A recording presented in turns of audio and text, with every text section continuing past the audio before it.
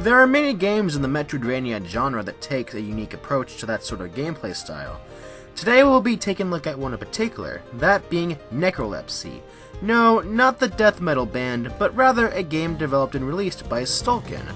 Without further ado, let's get on with the review. On a presentation standpoint, given the game's $2,000 budget, the visuals look pretty nice, and the various different animations and poses look really good. The art direction does what it needs to, and exemplifies the game's steampunk, fantasy, and atmospheric, yet also very cartoonish style. I also really dig the character designs. The soundtrack is really good. It gives off that kick-ass motivational vibe that you would hear in a Castlevania game, though some of it also gives off a bit of a Klonoa vibe, which is also great. In general, it sets the mood quite nicely. In terms of story, the basic plot focuses on Lyra, a bounty hunter who's been cursed with necrolepsy by 3 necromancers. Necrolepsy is a curse that causes its victims to constantly fall asleep, have nightmares, and said nightmares become a deadly reality. In order to rid herself of the curse, Lyra must traverse 3 different locations to hunt down and slay the 3 necromancers and rid herself of the curse. Pretty much a straightforward plot, though there is quite a bit of dialogue. Most of it is pretty humorous and entertaining.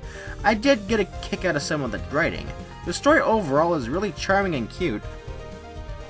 Being a game of the Metroidvania style, it follows the basic principles of what goes into a Metroidvania.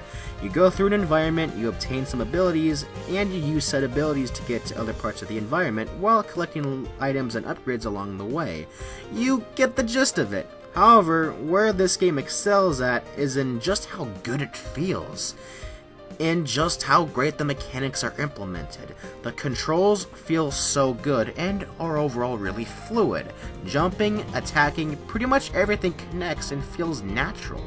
Throughout the game you'll obtain a plentiful amount of abilities, all of them you get from defeating bosses. You'll use these abilities for either combat or platforming. The level design utilizes these abilities really well, and their utilization can be really intricate. But in general, these abilities are just really fun to use, especially in the application of platforming. Some abilities like the slide, the double jump, the dash, the spin attack, the wall jump, just to name a few, really add on to this. There is just such an adrenaline rush to this game, and it's just one of those games that gets more fun as you go on. The combat is also really good. You have so many options when fighting enemies, and you can even string together attacks. It's really fun to just juggle some enemies around.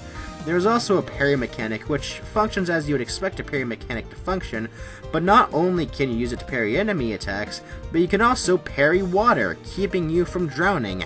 That's genius. I might as well also mention the nightmare mechanic. If you run out of time, your necrolepsy takes into effect, and the environment takes a more hellish color palette, and enemies become way tougher, though you can refill your time by using beds or the game's save points. It's a really neat concept, and I like how it takes into account the game's plot. The boss fights are pretty entertaining to fight, although some of them do drag on a bit, but it's only a few. Some of my favorite fights are the ones against the necromancers. If there were some things I'd find issue with, it would be that there were about maybe 1 or 2 instances where it wasn't exactly clear where I would have needed to go to progress. But this was barely an issue, especially if you have a keen eye. There really isn't much to complain about. There are a couple of areas that are rough around the edges, but they hardly amount to an issue. Overall, Necrolepsy does everything it can to be a satisfying and enjoyable experience, and it's a pretty dang good game because of it. If you're looking for a fun platformer, then I'd definitely recommend it.